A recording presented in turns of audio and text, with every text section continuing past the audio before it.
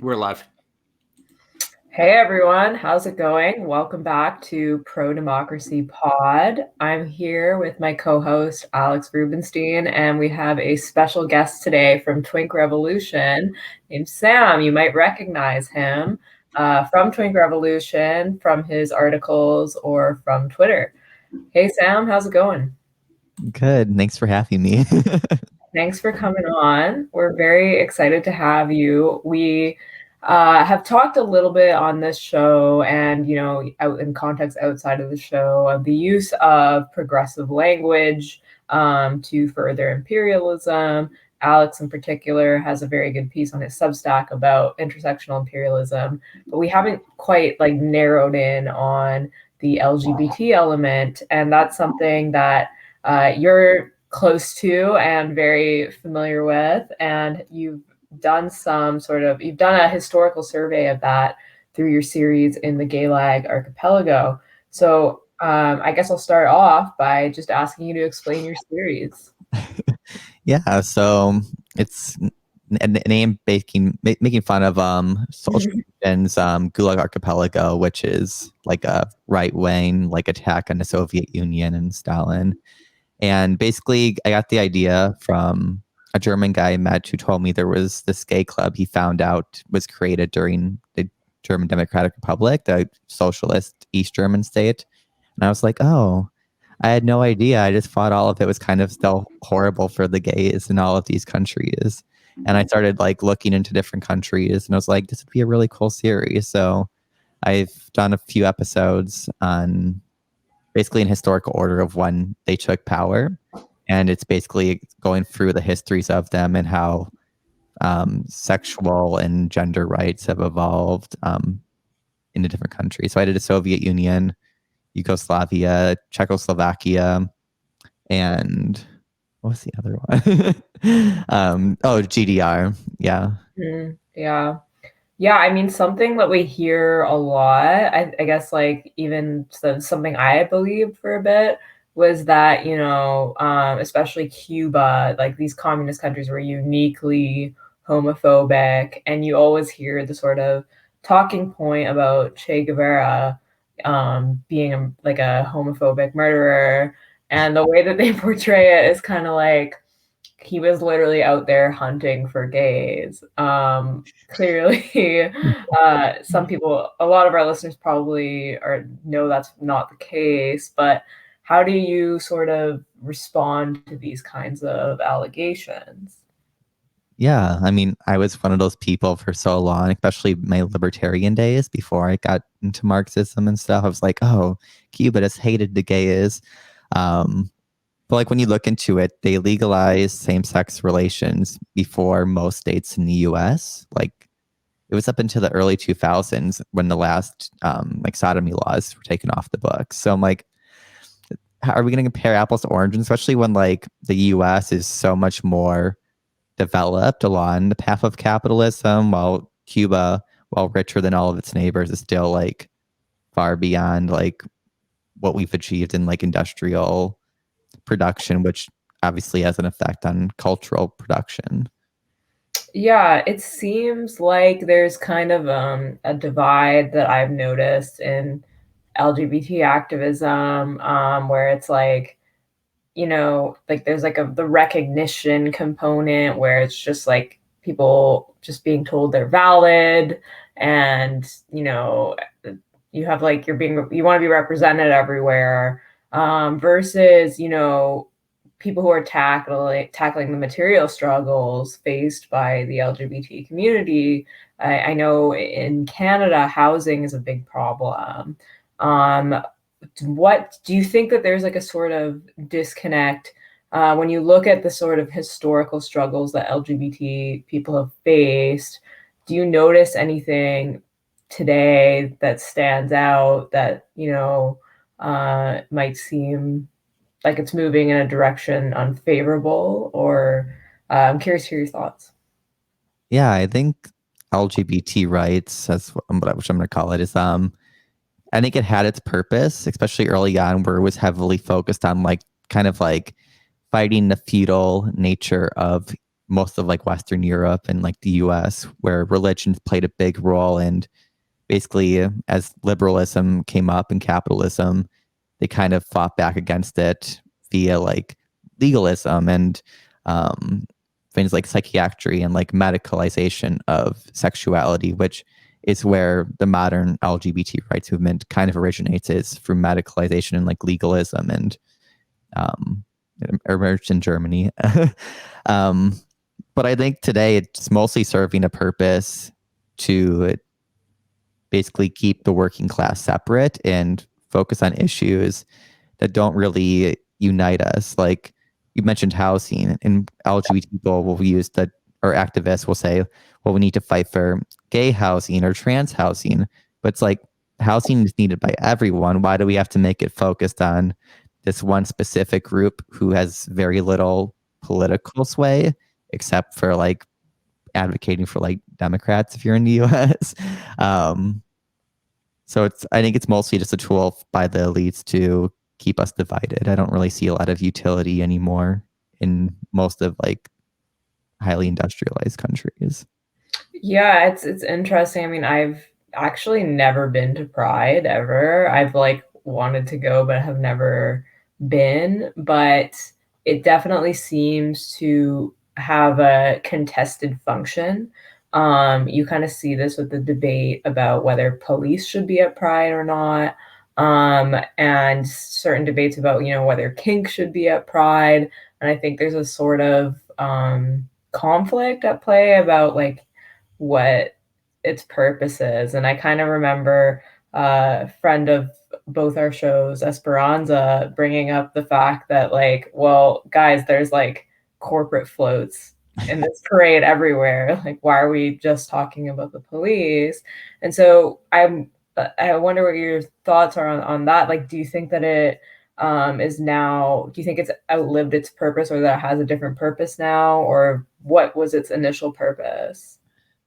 So I think Pride is kind of like a mystified version of how gay rights emerged. I think it kind of is used to take away, for one, the communist and socialist and even like progressive like bourgeois trends in early gay rights, which emerged in Europe, primarily Germany. But it makes it seem like it started in like the 70s during Stonewall, which isn't the case, because there's an entire US history as well, with which were led by mostly like communist gay men, with the Mattachine Society. But I think it's basically, yeah, I don't think it served. I think it needs to be go. Everyone wants to reform it, and I think Pride, done. It's over. Cancel Like, Pride. yeah, cancel Pride. That's my demand. I mean, it's fine if you want to party for like a day. That's great. I don't really give a. Can I swear on here? Oh yeah. I don't give a I don't give a shit if they like a party. Like that's fine, because like there's like so many other like lame parties you can do. I don't think it's anything special anymore. Um, I think in many ways it's actually just used now in the imperialism way to promote things like Tel Aviv Pride, or condemning like this Eastern Bloc or the Middle East or Africa for not having Pride, while having no recognition of like sexual or cultural attitudes to any of these issues to begin with. Just like, well, this is how we view sexuality and gender and all of that, and we don't understand why the rest of the world doesn't agree with us. And like, Pride's the way we show we won rights. Like, obviously, I mean, Goldman Sachs is there. We won. We did it. You always like, I always hear people say stuff like, well, Gaza doesn't have a pride parade. And I'm thinking to myself, okay, so if Gaza were to start having a pride parade, would the occupation no longer be justified? Like, is that accurate? Because if so, I mean, we can ship some flags over there.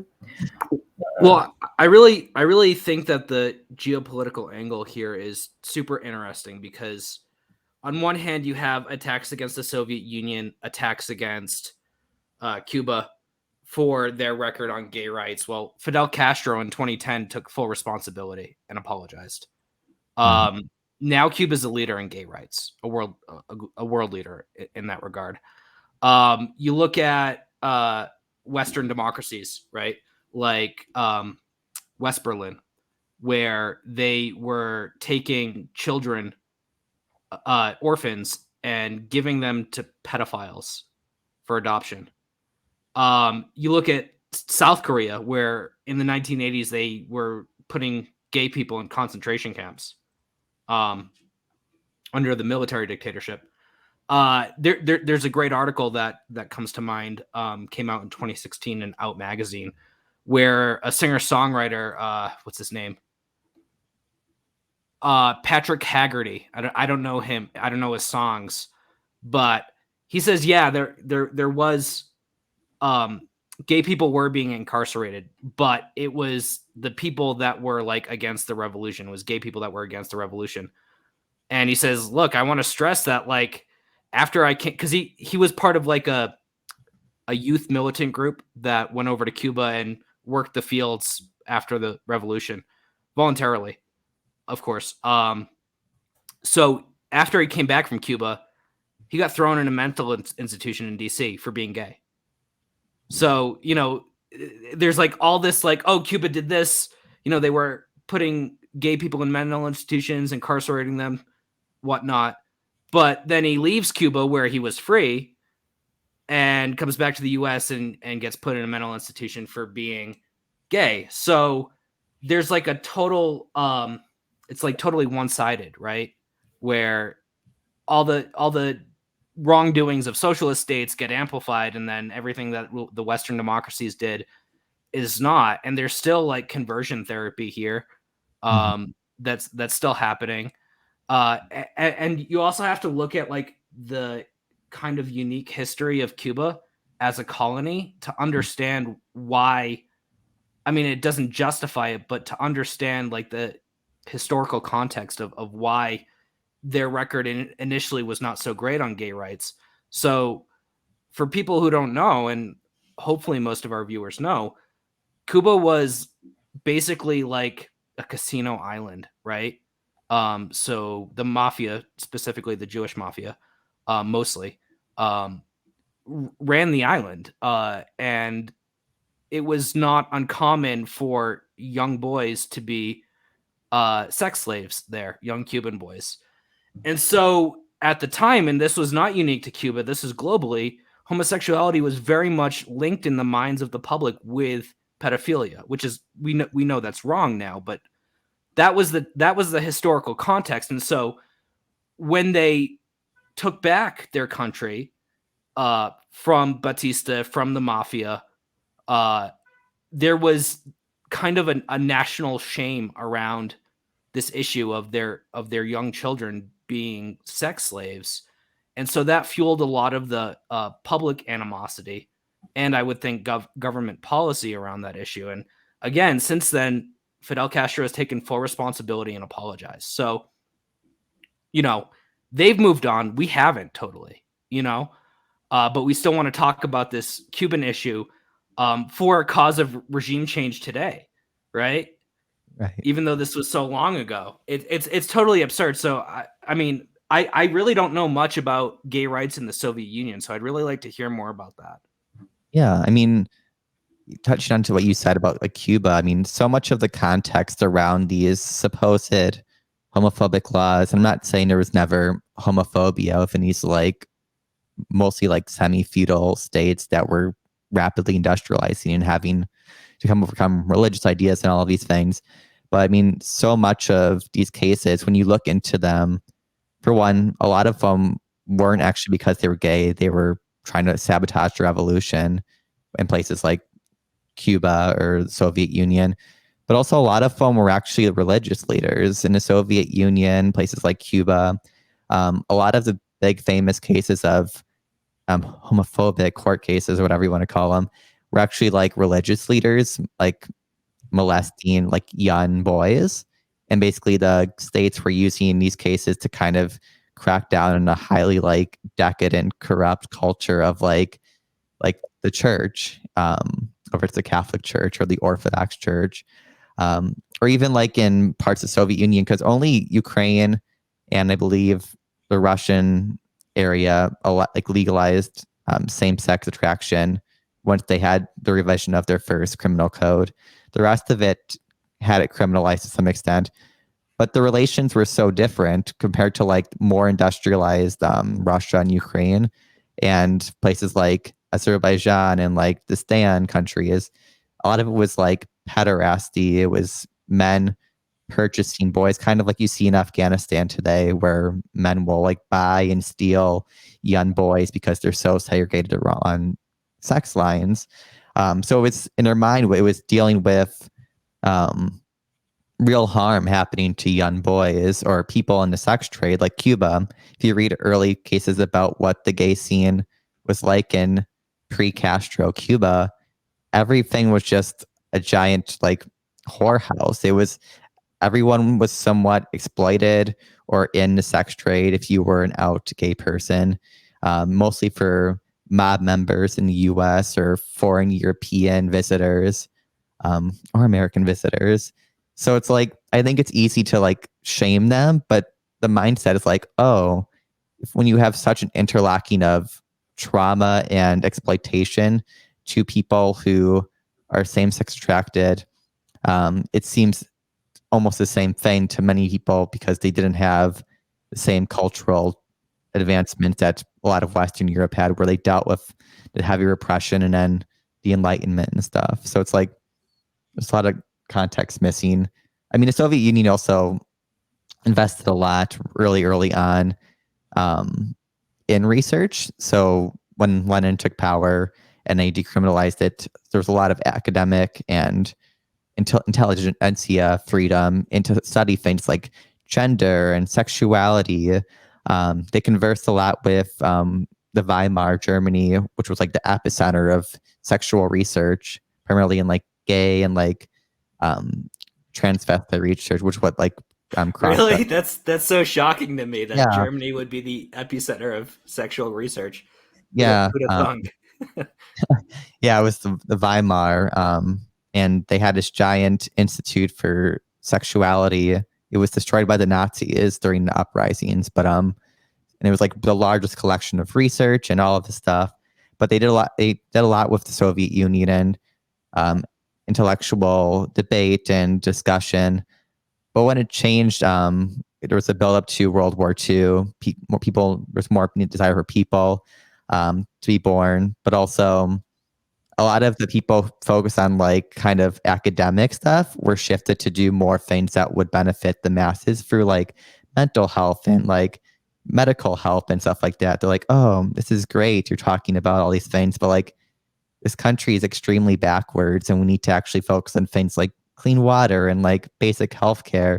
So we're not really going to talk about like sexuality, like medical research and shit right now. Like we're going to focus on what's materially important at that point.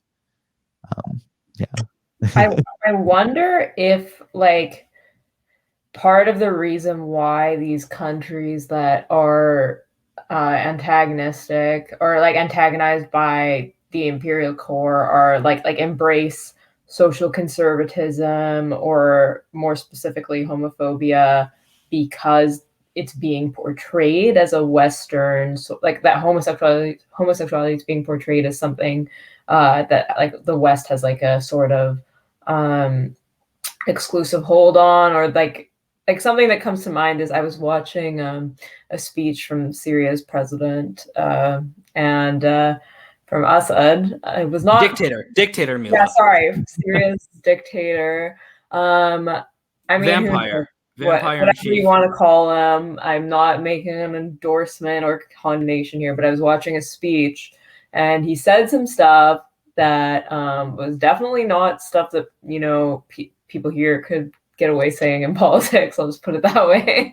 About trans people, and more specifically, he was trying to ridicule the West by invoking this. So he would say some stuff like, oh, haha, like, did you know in the West they believe that you can change your gender? And like everyone laughs, and he kind of uses this as like an audience trick. And so like I wonder as well if we actually end up fueling this kind of sentiment by, you know, portraying these things as like some frivolous or like some exclusively left or some exclusively Western left thing that allows like leaders in other countries to ridicule it as a West thing rather than, you know, take seriously the struggles of LGBT people in the Middle East. Mm-hmm. I mean, in a way, it kind of is a Western thing. I mean, the ideas around like homosexuality or like transgender identity emerged within a mostly Western European and like American and Canadian kind of like academia and intelligentsia. Not to say there wasn't discussions on sexuality and stuff like that in other places, but they didn't look the same because the material conditions and the culture and the entire history was so different. I mean, for example, like in the US, like you would consider like gay men to be like the most privileged of like the LGBT sphere. But if you go to places like Pakistan, that's not the case. People who are transgender or hijra, which are like their third gender identity, they have full legal rights and protections, and gay people don't. So it's like, oh, how is same for Iran? There is LGBT culture there, but it's like not treated the same way here. But we're led to believe, in the same way, things like gender and race, kind of we export it in the American outlook. We have to be like, oh, you must identify if you like men and you're a man, you're a gay, and but like Joseph Massad talks about this a lot. Where like once you export the idea of homosexual or gay, you're also exporting the idea of being straight because you have to have both. You can't have gays without having straight. It's like dialectics, like. But it's like when you're exporting those ideas, in many ways, you're like also importing the tools that can create homophobia because you have an identity that is easier targetable. I think that's overlooked. We want to like just export our things because American culture and ideas are the best. But it's like, is that what the people there want, or what's best for the conditions, or it's just well, and we don't actually like export a lot of what we say we are, right? Mm-hmm. Like people saw that speech from Bashar al-Assad and said, "Oh, this is like all the more reason to continue our regime change campaign against him because he's anti-trans," right? So yeah, so like as if what ISIS does right, as if ISIS or Al Qaeda or here Al Sham or Hayat whatever that HTS, shit is yeah. HTS is like, oh yeah, man, we're down with the trans folk, you know. They're like snapping back at us. So I want to know, Sam, because this is like maybe I should be asking this to a trans person. You know, I'm not totally. I think anyone should be able to speak to how they see things, regardless of their personal identity. But you know, you mentioned, and I forget the word, but I have read about them before. The people in Pakistan Hijra. who, yeah. So I mean, this is one thing that I do push back on when. I agree that there's like a lot of excesses of I think what people have called the trans ideology, right? And I fully support trans rights. So just so nobody has any questions about that. Yeah, yeah. I know, right? But there are excesses. I think Dave Chappelle in his recent comedy Netflix special made a really solid point, which doesn't say that, you know, trans people shouldn't be able to have their government ID reflect their gender, right? On the other hand, he said Caitlyn Jenner had an easier time changing her gender than Cassius Clay had changing his name. So I think that there, you know, there's well, I mean, it's actually a fascinating viewing experience. Even if I don't agree with some of the ways that he talks about certain issues. There was a lot to learn there. So one of the things I push back on when people talk about the excesses of trans ideology is this idea that it's like a new thing, right? Because it is very much an ancient thing, but it's also starting to get a lot more attention. Mhm. And I think a lot more people are trans today than used to be. I mean, would you agree with that? And what would you attribute that to? I know this is a tough question. I know you're Take really your time. Take your setting time. up for cancellation. To be fair, more people are queer today. Yeah. Yeah. And that's true. I think across the board, we've seen an increase in people identifying as lesbian, gay, queer, trans, bi, pan, whatever. So yeah, there's like a real thing. I think it's difficult to answer why. I think there's a lot of reasons. I think for one, people need to define terms, and I think there needs to be actual debate. I think for so long, because we don't want to offend people, we don't allow people to actually challenge things coming from the queer theory or gender theory or feminism or whatever. But a lot of it's wrong. Like a lot of it, I'm a Marxist, so I don't agree with like postmodern views on it. I don't agree with the liberal views. But like, if you can't have any debate between different people within these groups, like to figure out what is the truth, you're not really going to get the answer solved. I think a lot of people also feel more alienated in society. So I think the more people identify with identities, which a lot of them seem to emerge more and more as capitalism compounds people's lives into like worse and worse quality. People find new ways to feel potentially connected to certain communities, and Which maybe isn't to say that their experience is invalid or anything like that. Yeah. It's just it's contextual.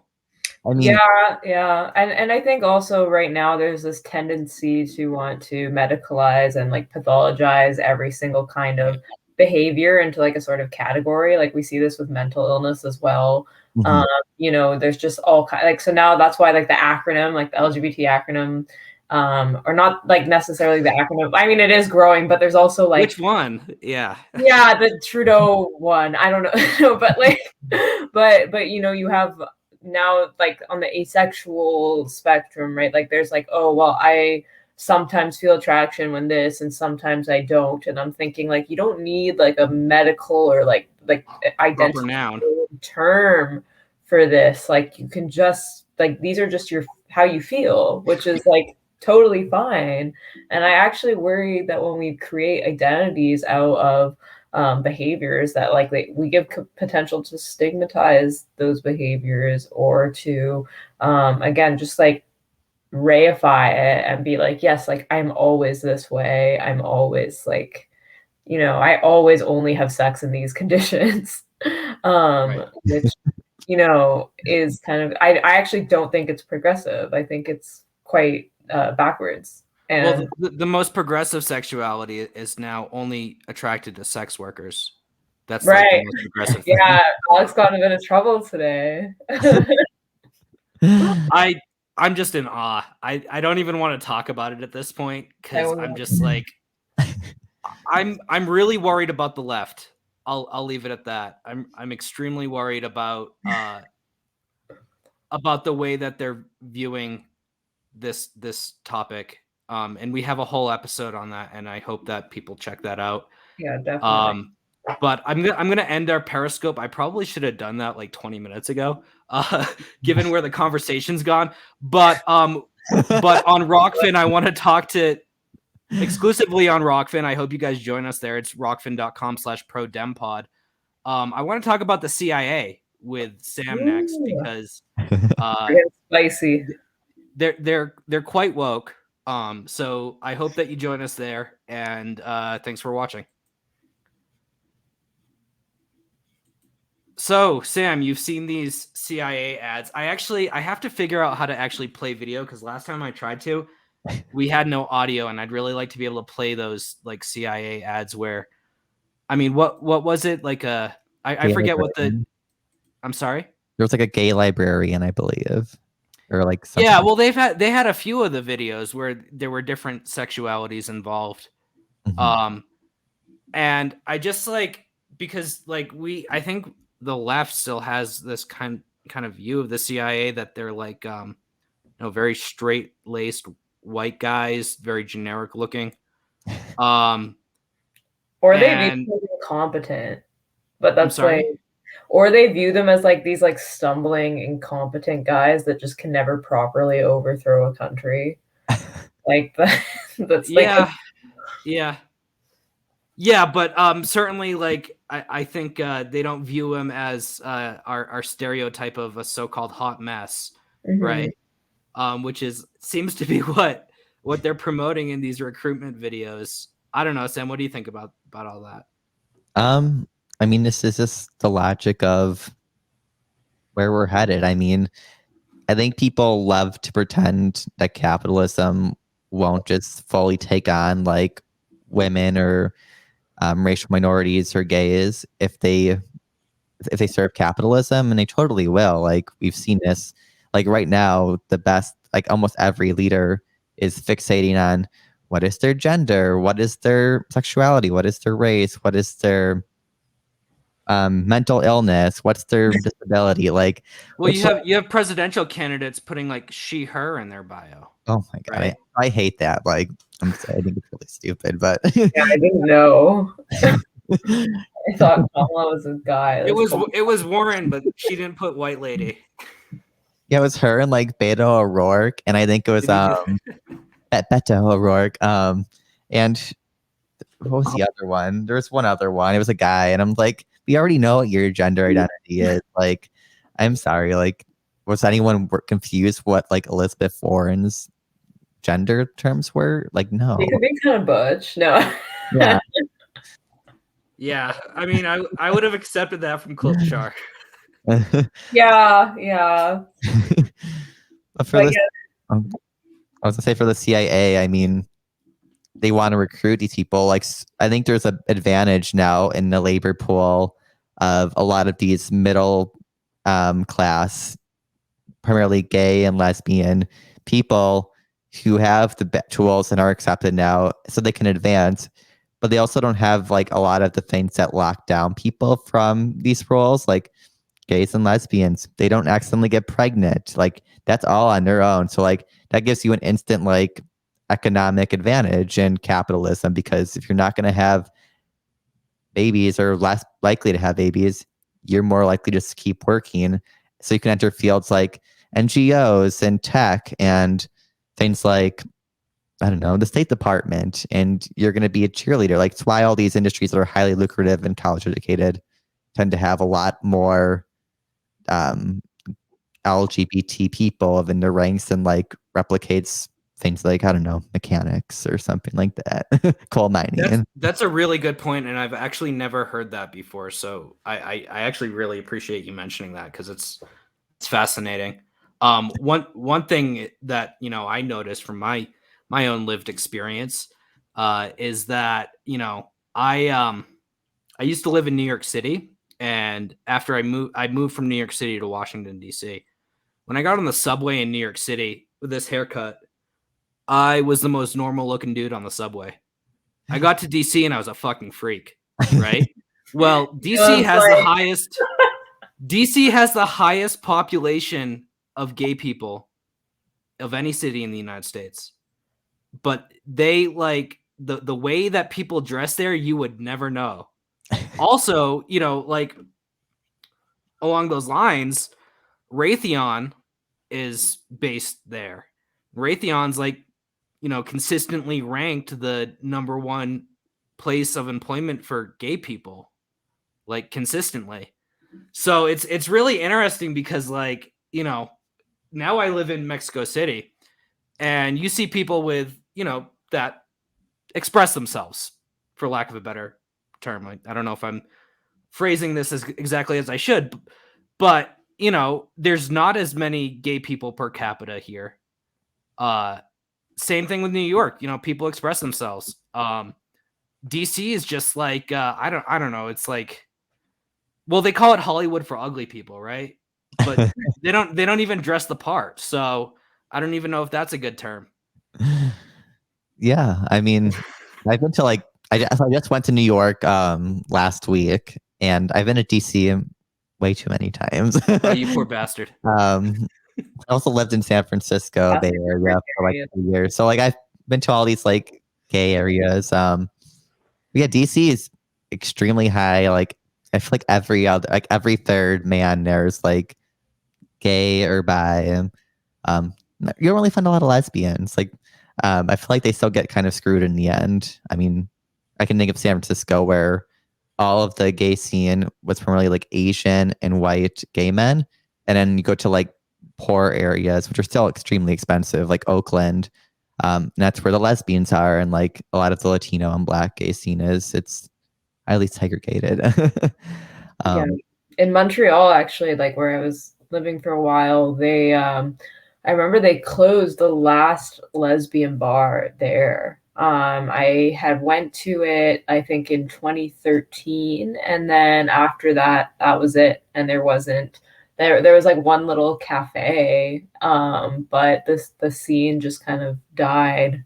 And that's kind of another hot button issue within the LGBT community. There's that whole theory that like less women are identifying with lesbian, like identifying as lesbian, and I'm kind of curious about that. Like, do you think that's like too spicy of a discourse?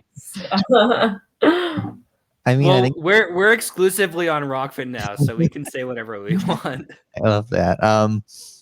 I mean, it probably is, but I know there was the whole discourse of people claiming it was you know, lesbian women coming out as trans, which like may be the case for a few, but also like in the current research coming out, there's a lot more people identifying as bi. And I think for women, that's an area where that's more tolerable. I think there still is, despite like how woke America and like Canada have become, it's still kind of like, oh, if you like men, you just kind of fall into like the gay camp, which like is kind of, you know, lame. It's kind of conservative in a way because it doesn't ever progress to the idea that maybe all of these labels are kind of silly and none of it actually matters, and you should just be able to like and be with who you want to be without having your entire identity strapped to it. Like, I don't know, that's my viewpoint, but for lesbians as well, I think a lot of either get like pushed around because they were more tied into the feminist sphere, and a lot of them tend to have viewpoints, especially in places like Britain and stuff, on things like gender identity and stuff that doesn't fit well with other segments of the LGBT sphere. So they kind of just get thrown to the side. I mean, gay men were already thrown to the side because like they're men, so they're already advantaged. So yeah. Well, I mean, like I brought up the theory just because I saw it was, you know, causing a huge stir. I don't know how much of it I really buy into, just because I think there's also, I think, you know, but I mean, this should be the case for men, but maybe if you're like, maybe there's just a different culture involved with like queer men versus queer women. But like, I know with like women, it's like if you're bi, there's such a huge pressure to like date a man and get married to a man that it's like if you're bi, you still have that door open to you, whereas if you're lesbian, you don't. So I don't know. I think it could also be due to like compulsory heterosexuality, but it's just I did see it making a big sort of wave. I saw Glenn Greenwald getting in trouble for it. You could also, like, I don't have facts behind this, but I feel like for a lot of men who may fall into like maybe they are bi or whatever, might slide more towards the gay thing just because in a lot of corporations and jobs now, maybe that is a slight advantage if you're like the white man from a well-off background. If you're gay, many like high-end companies ask your sexuality now and your gender, and that can give you a bump, that can give you a boost. It can make you stick out and feel more special, where maybe you're not attacked as much, or you're not just viewed as like you're not generic, you're not average. And today everyone has to feel special. So like that's their thing. So it's like, yeah. No, it's totally, and it's kind of weird to me that companies are asking people's sexuality. It seems like a sort of invasion of privacy. I think some states might ban that. Yeah, they should. Yeah. Actually, funny story. I was I think I remember this because before I got into journalism, I canvassed for Human Rights Campaign. So I think that was like one of their things, is that they didn't want companies asking your sexual identity. Hilarious, because like people like it was, because this is like supposed to be like a, you know, Human Rights Campaign. It's like the top gay rights lobby in the United States. But if you didn't meet quotas for 2 weeks in a row, as far as like how many people you got to give Human Rights Campaign money every week on the street randomly, you know, they train you, you know, you have to wave with a big wave and smile and follow the script 100%, no deviation. But if you didn't make your quotas for 2 weeks in a row, you just like got fired.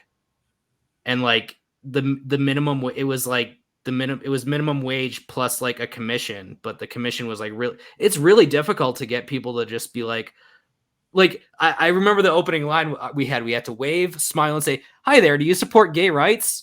You know? And then, okay, this is why you should give us $15 a month. So it's really awful labor practices, very precarious job, low paying too. Yeah, I find there's a lot of like human rights industry stuff that does that. I had totally not related to our conversation, but I'd recently seen a job posting that was like for law students, and it was like mental health advocate or whatever, and then it's like unpaid internship. Yeah. So like, you know, economic precarity doesn't have a relationship with like mental health. I'm gonna do this tweet after our podcast. You know that those red flags people have been putting up. Mm-hmm. I'm just gonna put in quotes: human rights, red flag, red flag, red flag. Yeah, it's. I mean, it really seems like a way of like I've made this joke before that, like, you know, conservatives in the US want to be the policemen of the world, like neocons, and libs want to be the human resources department of the world. That's good, yeah.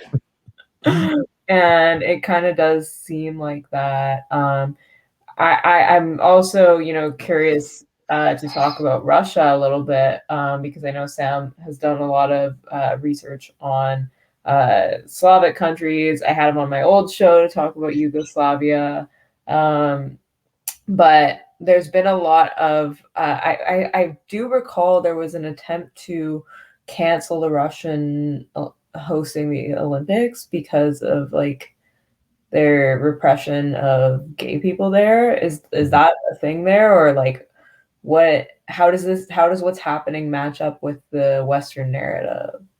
Yeah, so prior to the Sochi Olympics, the Putin government passed the bill, which basically prohibited what they call like gay or like gay propaganda to minors. So you still had like gay clubs and like all that stuff in Moscow and St. Petersburg. You just couldn't, you know, do things in public that would be invisible to children, that would be considered propaganda. And I think it's horrible. And I think you see in polls a lot more young people and even the general Russian population have kind of shifted stances as they've kind of recuperated after the massive austerity of the 90s, because like income and education all collaborate with acceptance of other people. Shocking, I know. But basically, once that passed, you had in the US, for example, gay bars pouring out like vodka and stuff, and like in protest of Russia I think a lot of it wasn't even Russian vodka. And they were actually like companies that like supported. We don't sell actual Russian vodka in the U.S. Like, yeah, I mean, I haven't had I had a Russian friend who was moving, and he like threw a party where he had actual Russian vodka. That shit's delicious. It's smooth. Yeah. You don't even realize you're drinking alcohol. It's nothing like any vodka that I've ever experienced elsewhere in the U.S. But go on. I'm sorry. Yeah. But basically that went through, and basically it was obsessed like, Putin hates gay people. But in interviews, I think he's more like most Russians, kind of like, I don't really care. Like they'll say I'm neutral. They're like, I don't really care. Like as long as they want you to keep it in your private life, which to Western people that's considered oppression, but to a lot of more conservative cultures, that's like the best you're probably going to get for a while. I mean, also like Putin's part of the United Russia Party, which is like the largest political party there, which means he has a broad non-ideological base, which includes the Russian Orthodox Church. So he kind of has to appease to the more right-wing elements and maintain power, but also handle like the more liberal, progressive mindsets in the upper echelon society in like Moscow and St. Petersburg. I mean, we see this in like Syria, where like they have like, oh, we'll keep a Muslim person as like president to appease like the more conservative elements. It's kind of like that, where they have to like recognize like, well, if I don't give them anything, they're gonna like lose their shit and like kick me out. So I think that was kind of the compromise. We also don't hear about all the like positive things. Like there was a trans woman on like a major Russian magazine. You have more acceptance among youth who are like, I'm neutral or accepting. It's funny because the liberal line on Putin is that he hates the gays, but at the same time he was topping Trump. Right. You know? Hot. What's that, Mila? I said hot, but yeah. Not really. I mean, Putin's hot, but not Trump. So, no. But it's a hot wife, so they can, you know. Yeah. You were so fucking canceled. I guess. No, so it's funny. Sam and I have talked about how like Melania and Asma Assad are like gay icons. Totally. Yeah. Asma had Mila, you're just like begging for the Daily Beast to do a hit job on you, aren't you? I'm really not. I'm so innocent and good. No, I gotta hear about this Melania and Asma. Yeah, well, she had a Vogue article that we found. So good. Yeah, no. I gotta hear this. Oh yeah. What was the Vogue article? There was like this. I can't tell if Sam's talking. Oh no, go ahead. I'm just waiting for you to talk. Yeah, there was a Vogue article about her that like got pulled, but it was very like fashion icon. Like she looked really gorgeous in it, and like I think it talked about how like she also like is like her own woman, and she has like a master's degree in computer science. Yeah, something like that. But they pulled it. No, it's not on there anymore. I gotta hand it to her. Like she is very pretty. Yeah. Definitely too pretty for Bashar. That's true. He's not the most handsome guy, but he is a smart guy. And I mean he really is. His English is actually pretty good. I think better than people give him credit for. I'll leave it at that. I'm not going to say anything good about him, but he is smart. Whatever you think, you have to be smart to be able to stay in power after all that shit. Saddam couldn't do it. Gaddafi couldn't do it. That's I guess they had a no-fly zone in Libya, so it's a bit different. But it's like when your opponents are that unsavory, like it's the same. Though it's funny because I was thinking like the Democrats had like the dumbest opponents and they still like lose or don't none. So I guess it's kind of he's better than the Democrats in that regard. He's not like a puppet like Biden is right now, or just like him eating ice cream, talking about like teapot or whatever. Is Biden alive? I feel like he's like just like being glued together. He's like falling apart. We should have opened the show with there's that Biden clip where he says like, "Coach, I'm gay."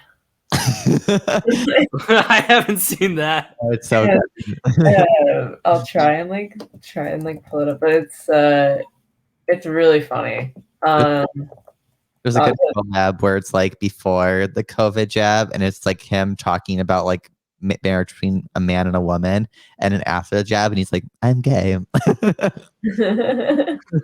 Can we get like a Biden corn pop fanfic like gay thing?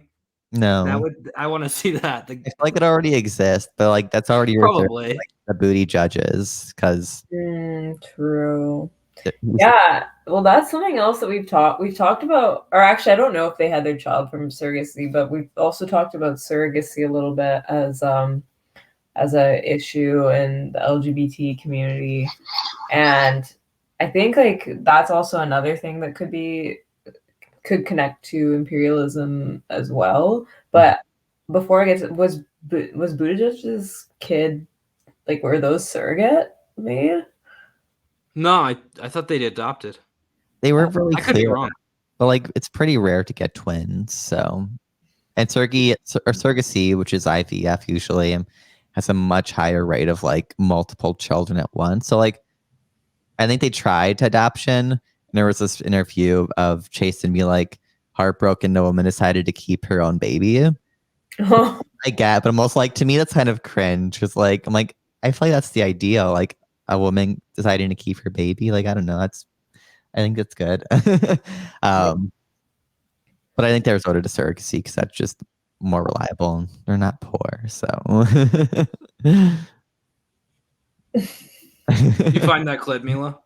Yeah, I sent it to you in the private. Oh well, let me see if I can figure out how to play it because this is. Yeah, this is a great take.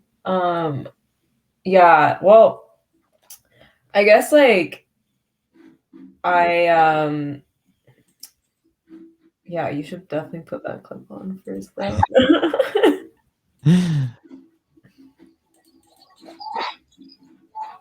You sent it to me on Twitter? No, on StreamYard chat. Ah, shit. Well, I exposed my DMs. It's literally. I don't have it. Okay, well. I don't have it. Okay. I wonder if we can cut that out because I exposed my DMs, but. Oh well. Yeah. It's just me talking shit about Hassan. Perfect. Yeah. Well, okay, like my final thing that I wanted to discuss then was like we've talked a lot about how there's been, this use of like LGBT and human rights language to sort of rationalize the imperial core, and their dominance, their global hegemony. We see this in the CIA. We've seen this against like Iran. We've seen this against Cuba and so on. And I'm wondering your thoughts, Sam, on how, because clearly, like, there are lots of LGBT people who are anti-imperialist, and how can they approach and combat this problem? I mean, I think for starters, we need to focus on what like the main issue facing society, which is the war between like the vast majority, which is workers, and like the ruling class, and try and raise the living standards in a lot of these places. Because we know from research, if you allow countries to invest in education and you allow people to have boosts in things like gender equality and economic performance, that tolerance becomes greater across the board. I think we need to stop trying to like just attack the culture, which is usually like focus on like religion when it's other countries like Islam or Christianity or something. But But like those ideas tend to dominate because the conditions are so precarious while we're like sanctioning them. I think in the US where it's already like pretty equal, I mean, not perfectly, but pretty equal, I think we kind of need to like resist falling into like obsession with sexual and gender politics. I think across the board, fixating on it too much only serves to keep people entrapped in discussions that lead to no outcomes that benefit the majority. Like the issue is like class. Like it's not gays versus straight people or like trans people versus like non-trans people or I don't know, gays versus bi. I think the word is cis. Yeah. I don't know if you know about that, but sorry. But I think that's the thing. Like we need to kind of like say like this serves its purpose, but it doesn't really serve a purpose really anymore. I know it's gonna upset people. But like the key things that everyone needs are the things that most LGBT people are already advocating for, but we can build broad alliances for things like housing, like healthcare, job, right to a job. Like those are all the things that I think matter. And then the rest of LGBT rights tends to just like serve bourgeois imperialist interests. And we shouldn't align with that. Like HRC and all these like big gay NGOs, they're not gay people's friends. They actively work against it because they support people like the Clintons and the Bidens, and if you're on the right wing, the Trumps, while like getting funding money to like Saudi Arabia and stuff. Like, I'm sorry, like if you're supporting a war party that boosts like some of the worst countries in the world for gay people, like you're not on the side of gay people or anyone for the matter. You're the enemy.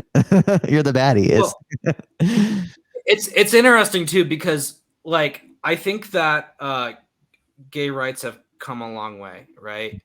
At the same time, there's still like more that could be done, right? Like a lot of states can still fire you if you're gay. Mm-hmm. That's legal, but nobody talks about that. Instead, all the gay activism is like, oh, such and such celebrity made a microaggression, you know? Yeah. This rapper said this. Let's ruin his life. The baby. You know? Yeah, exactly. Whereas like there's like actual issues still.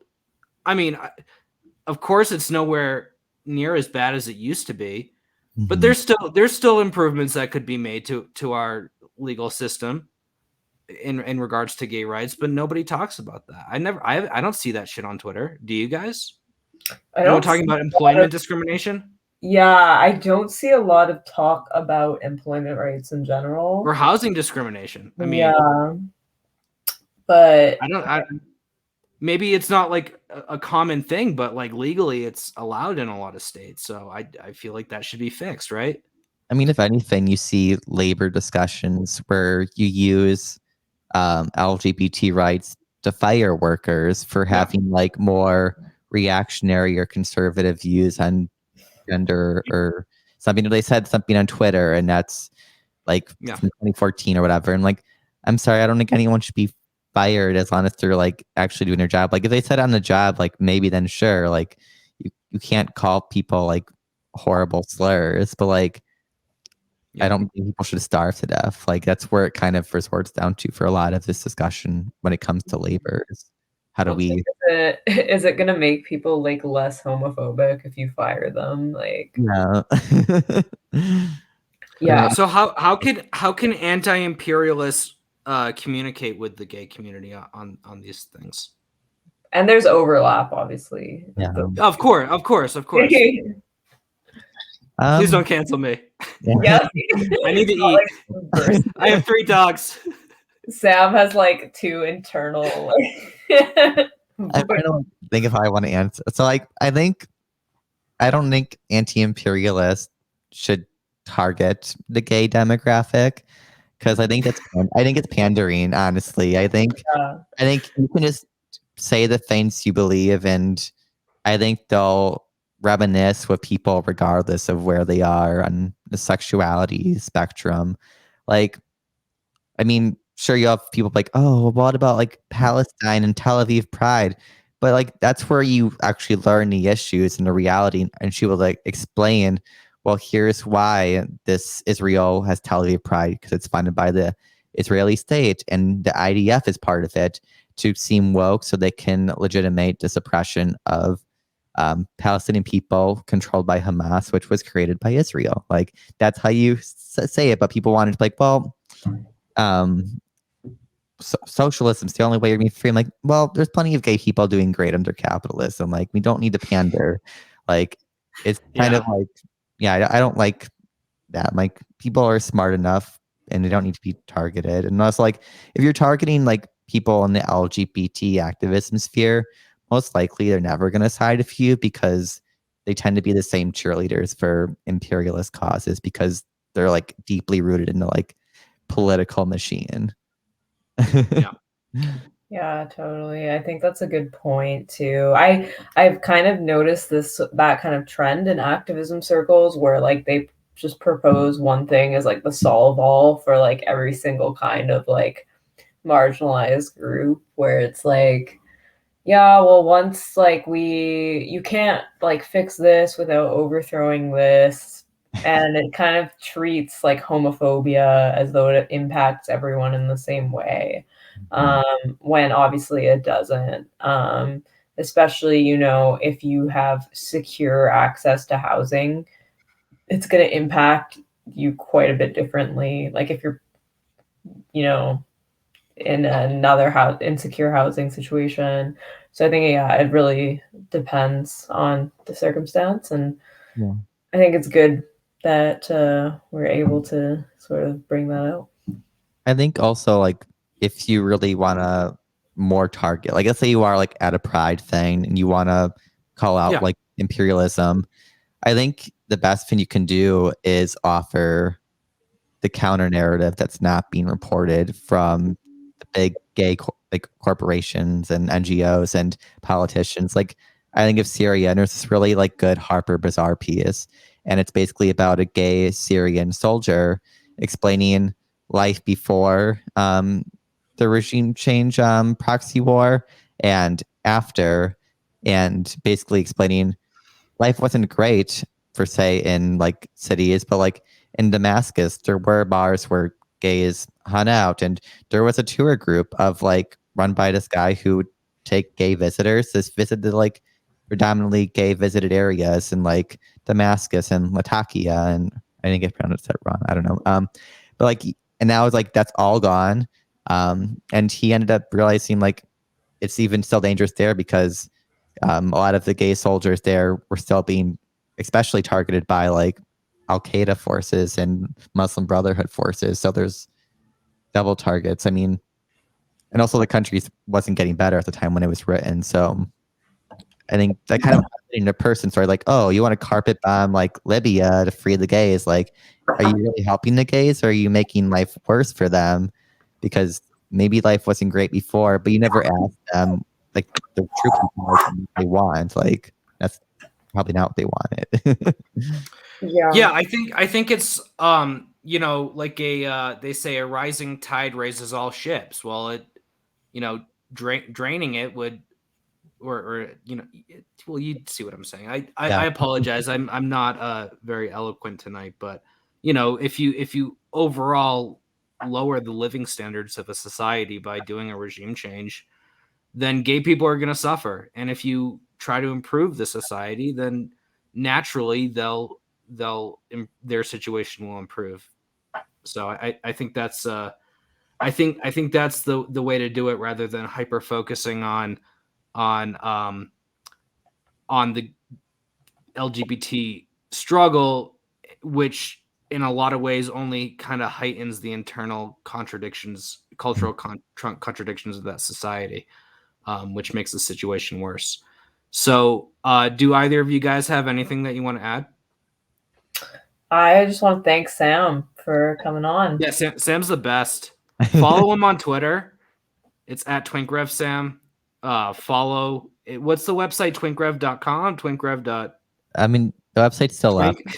Follow at Twinkrev on Twitter for podcasts. And then if you want to listen to our podcast, we're on all good places where podcasts are streamed.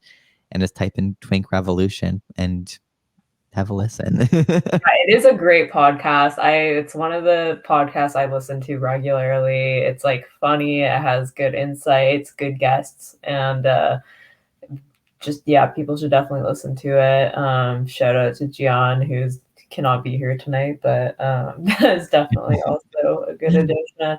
And Sam has some articles on the website that are also pretty good and touch on some of the stuff we talked about tonight. There's one on Tel Aviv Pride that I remembered reading that was pretty good. There's a Queer Eye one where I attacked Yeah, yeah. you attacked them. Yeah. I wish I hadn't just closed out the episode. I want to hear that. I wrote a piece on Queer Eye and explained why it's actually bad, and it's kind of a metaphor for like the upper like PMCs trying to destroy the working class. And it's funny because Megan Day from was it Current Affairs or Jacobin? She wrote Jacobin. her celebrating it. It's like, this is what we want for everyone. And people kept posting my article underneath hers. Yeah. And she blocked Twinkrev. So she is a fountain of bad takes. Yeah. So cringe. That sounds like a good one. That one, and the Tel Aviv Pride one was good. I have been definitely I've gotten in trouble on Twitter for talking about Pride in the Middle East, so it was a ballsy move. Respect. So thank you so much, Sam, for coming on. And everyone should definitely check out these articles and Twink Revolution. And that's that. We'll see you guys next week. Thanks for having me. Thanks, Sam. Thanks, everyone, for watching.